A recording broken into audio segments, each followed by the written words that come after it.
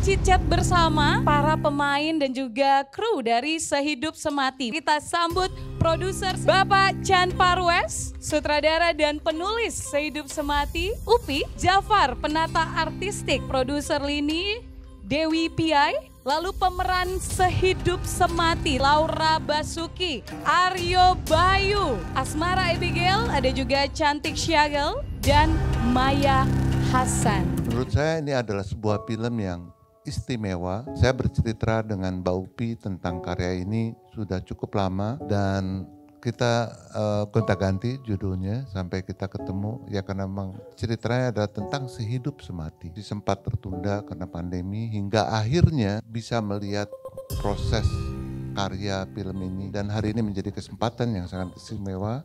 Kita melihat trailernya dan sebentar lagi kita akan melihat posternya. Waktu baca skripnya, bayangkan seorang istri, suaminya galak, KDRT, berselingkuh, ada pelakor, dan terus-menerus gitu diteror. Padahal dia ingin mempertahankan pernikahan, gimana caranya? Ini adalah sebuah tontonan yang saya rasa akan klik dengan siapapun yang pernah berumah tangga dan akan berumah tangga tentunya. Hidup Semati ini memang sesuatu yang menurut saya sangat unik dan sangat pantas untuk di-highlight. Kita akan rilis tanggal 11 Januari, akan menjadi film awal tahun 2024 pertama dari Star Vision.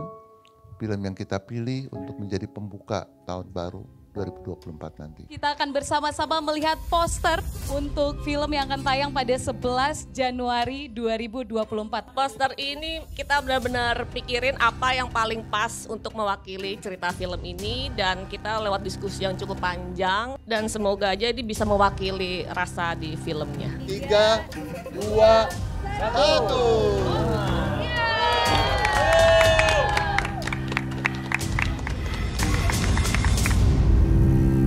Saya sebenarnya hampir lupa bahwa skrip saya ini udah 13 tahun. Setelah 13 tahun kemudian saya bertemu lagi dengan Pak Parwes dan dia akhirnya tertarik untuk merealisasikan film ini.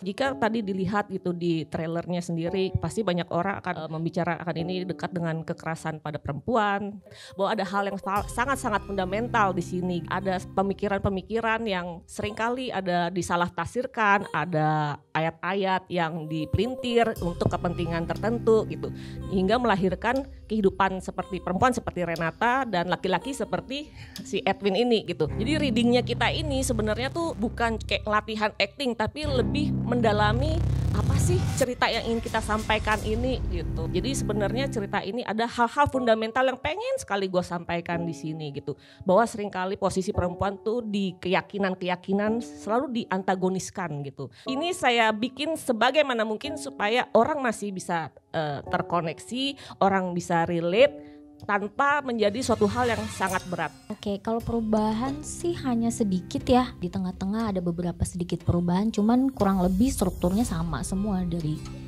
13 tahun yang lalu. Dari 13 tahun yang lalu. Treatment sama konsep yang saya buat itu nggak pernah dirubah di saat syuting. Ini desainnya akan begini, treatmentnya begini, pergerakan untuk departemen lain kayak kamera dan lain-lain udah oke. Itu di saat syuting kita nggak ada rubah sama sekali.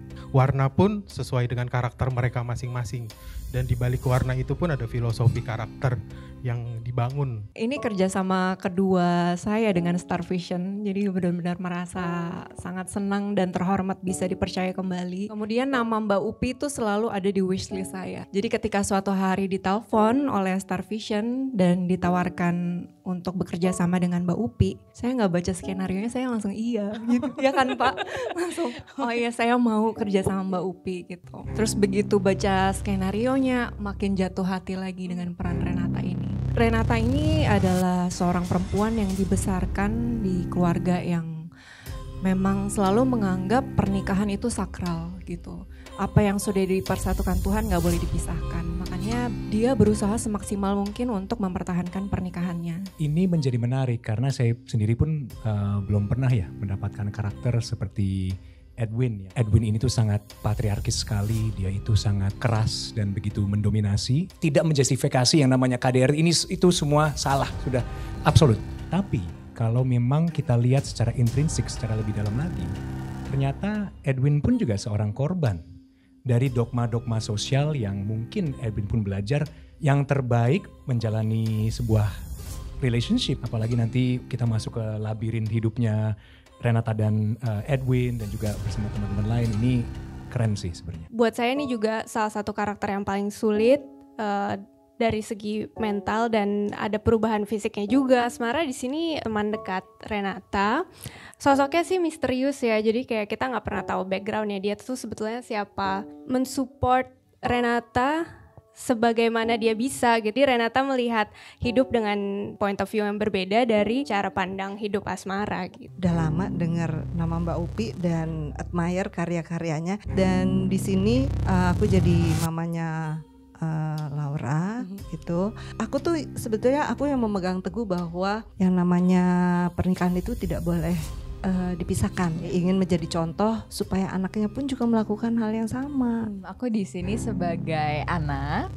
Ana ini sosok misterius juga mungkin sama seperti Asmara. Bukan hanya karakter Ana tapi juga karakter-karakter lain di sini tuh semacam hasil byproduct dari dogma-dogma yang ada gitu, terutama yang ada di kehidupannya Renata gitu. Mungkin nanti kalau nonton bisa langsung melihat berbagai macam dogma ini yang kita lihat itu telah menghasilkan karakter-karakter seperti Renata, seperti Edwin, seperti Asmara, dan seperti saya. Terima kasih sekali lagi, tepuk tangan.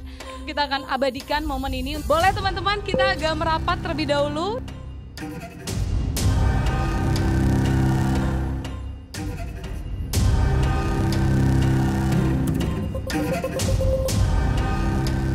Terima kasih para pemain dan juga kru dari film Sehidup Semati.